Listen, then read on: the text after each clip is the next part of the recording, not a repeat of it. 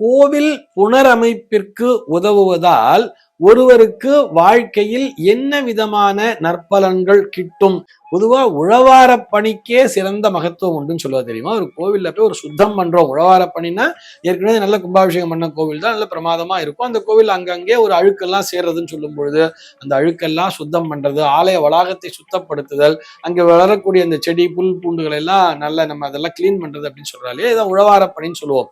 அந்த உழவார பணிக்கே மிகச்சிறந்த மகத்துவம் உண்டுன்னு சொல்லும் பொழுது ஒரு ஆலயத்தையே புனர் நிர்மாணம் செய்ய வேண்டும், ஒரு புனரமைக்க வேண்டும். புனரமைத்து அதற்கு ஒரு கும்பாபிஷேகத்தினை செய்வதற்காக நாம் நம்மால் இயன்ற உதவியினை செய்யும் பொழுது அது எவ்வளவு பெரிய நற்பலன்களை கிடைக்கும், அதனால் எவ்வளவு பெரிய நற்பலன்கள் கிட்டும் அப்படிங்கிறத யோசிச்சு பார்க்கணும் இல்லையா? அவ்வளவு ஏன் நம்ம பூசலார் நாயனாருடைய கதையை படிச்சிருக்கோம் தானே.